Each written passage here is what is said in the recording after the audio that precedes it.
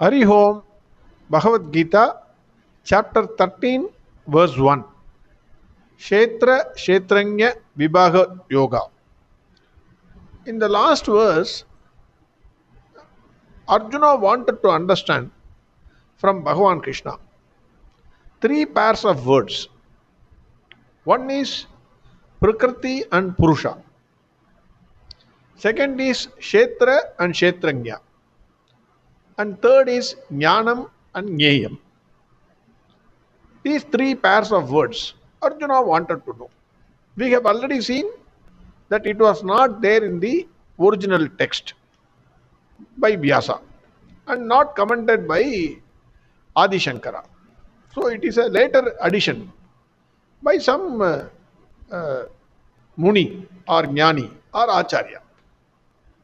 So it's a wonderful addition that is accepted by everybody.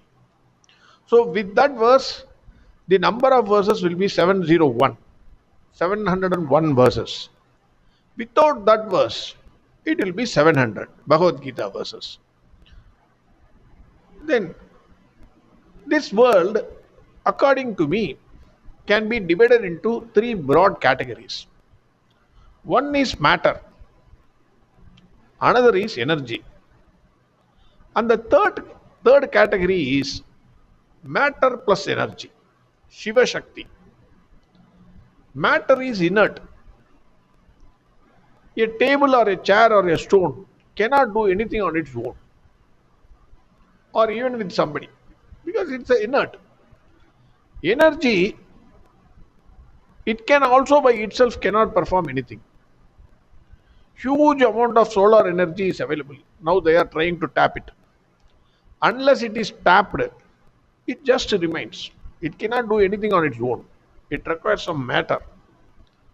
But matter combined with energy is all the living organisms, dynamic organisms, expressing themselves in this world. They are performing actions. Bhagwan Krishna takes up the second question first and answers it. Kshetra and Ksetrajna. Verse 1. Shri Bhagavan Vacha Idam Shariram Kaundeya Kshetramitya Vidiyate Yedatyo Veti Tam Pragugu Ksetrajna Idi Tatvidaham. Both Swami Chinmayananda and Swami Dayananda Saraswati say that Bhagavan Krishna gives an instant and immediate answer to Arjuna by touching his body, Bhagavan's body. Bhagavan touches his body and says, "Hey Arjuna, this body is Kshetra. This body is known as Kshetra. The one who knows this Kshetra is a Ksetrajna." Immediate answer to Arjuna's question. Kshetra means field. Kasi Kshetra, Badrinath Kshetra. Kshetra is a place or a field where the war happens. Even today we call it as battlefield. Kurukshetra. Kurukshetra is a place where the battle between Pandavas and Kauravas happened. Why Bhagavan Krishna says this body is Kshetra? Wonderful explanations are given by Swami Dayananda Saraswati. 1. This body is called Kshetra because it is a field or place where one can reap the fruits of Papa and Punya, like an agricultural field. You have an agricultural field, you plant something, and at the end of some time you get something. So like that, Papa and Punya, that is the fruits which we are reaping out of our actions. This human body helps us gather Punya by following Dharma and save us from falling into lower wombs. There is no Punya or Papa for any other being except human being. If we had done lot of Papa, let us assume, why we are born as a human being? We have to think, we have to question ourselves. Suppose if we have done lot of Papa in the previous Janma, today we won't be reading Bhagavad Gita. We may be moving in the drainage like cockroaches. They come out in the night in the bathrooms, and our daytime is night time for them, and night time is daytime for them, for the cockroaches. So can we say Yanisha Sarva Bhutanam Tasyam Jakrati Samyami Yasyam Jakrati Bhutani Sanisha Pashyato Munehe. Can we say they are all munis because they are awake in the night, and when we are in the daytime they are sleeping? No, we can't say. We can't say these cockroaches are munis. So we could have born as cockroaches. But Bhagwan, because of some punya which we have done from with the body, Bhagwan has granted us the human body, human birth. Through this human body alone, we can gain moksha. And that is why this body is called a place of pilgrimage, Kshetra. That is the first reasoning given by Swami Dayananda Saraswati. That cockroaches is an addition by me. The second one, Bhagavad Gita opens with the words Dharma Kshetre Guru Kshetre. This body is Dharma Kshetra because it is brought into being by Punya. Adi Shankara says human birth is very rare indeed. Then the third point, this body is called Guru Kshetra because it is a place where you can gain dharma, artha, kama, and moksha. In this Guru Kshetra, there is a constant war going on between dharma and adharma. That is Pandavas and Kauravas. Adharma is caused because of our likes and dislikes. Moment to moment, there is a war which is happening inside. Can I do this? Can I not do this? Adharma and dharma is fighting. If you are a government official, if somebody brings money, then there is a fight between dharma and adharma. Can I take it or not? I should not take it. Because then you will feel, okay, it's okay, I will take it. Adharma try to win. But dharma, you will say no.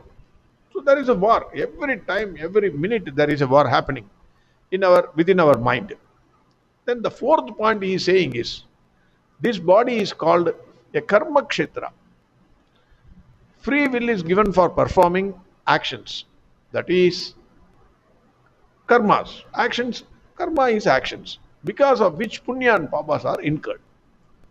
So wonderfully, Swami Dayananda Saraswati explained what is a kshetra, why it is called dharma kshetra, then it is a kuru kshetra, and it is also called a karma kshetra. These are the points which he has put. Then he says, Ksetrajna is the one who objectifies this body, just as he objectifies the world outside. Examples are, any object you see is, we are objectifying it. Table, spoon, TV, whatever it is. We objectify them. In the same way, body is objectified as Kshetra by the Atma. That is, seer within. And he is Ksetrajna. That is, knower of the field. Swami Dayananda Saraswati says, the entire physical, physiological, and psychological complex, including the causal, subtle, and physical body, is called Kshetra. The one who knows this is Ksetrajna. Swami Chinmayananda gives examples for understanding Kshetra. Matter or field or Kshetra is like a bulb. Energy or knower of the field or Ksetrajna is electricity. Electricity, only when it passes through the equipments, it can give us the result. Similarly, our body is Kshetra, through which consciousness, that is Ksetrajna, expresses itself. The consciousness functioning in the field is the knower or enjoyer of the field. Knower or enjoyer of the field within quotes. As long as life exists in any living organism, it expresses an urge to know. For example, if at all I can say, I have an urge to read and understand Bhagavad Gita. Because of what? Because of the presence of consciousness in me. Degree to know may vary from individual to individual.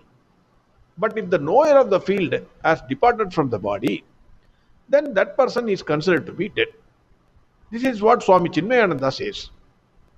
What I understand from the above sayings of the Swamijis is that body is inert and insentient. It is the Kshetra. A dead body cannot know anything, neither heat nor cold, neither joy nor sorrow.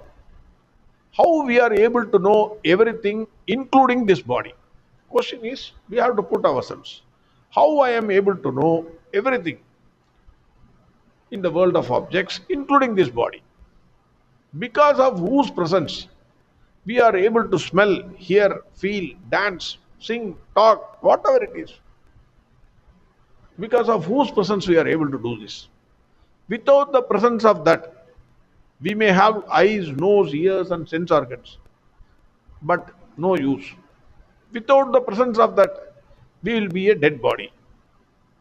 Even if we are put on fire, we will be dead silent, calm and cool as cucumber. The example I could think of in this age is a cell phone. The cell phone is a Kshetra because it is a happening place. We see WhatsApp, we talk, we hear, we see videos, we see map, we see and send mails, we take photos, we play games. Hundreds of things are done on a cell phone. It is a happening field. It is a place. But without charge in it, the cell phone is dead and useless. The energy or charge in the cell phone is the Kshetrangya. The cell phone is the field, that is the Kshetra. But it's a crude example. Only difference, major difference, is because of the presence of consciousness in us, we know everything including this body. But a cell phone cannot know anything, including itself, even if the charge is present. That is the major difference between this example and the human body, human example. Hence, the conclusion is, Bhagwan simply put it as, our body is Kshetra, the consciousness who is the seer in the body is the knower of the field, that is Kshetrangya. Then who is a Tattvavit? Tattvavit is the one who knows the Kshetra and Kshetrangya. That is a Tattvavit. This is what Bhagwan says in verse 1. Again verse 1. Shri Bhagavan Uvacha Idam Shariram Kaundeya Kshetramitya Bidiyate Yedatyo Veti Tam Pragugu Kshetrangya Yidi Tatvidagam. Next verse we will see tomorrow. Arihom Sarvam Krishnarpanamastu. Narayana Narayana Narayana Narayana Narayana Narayana Narayana Narayana Narayana Narayana Narayana Narayana Narayana Narayana Narayana Narayana Narayana Narayana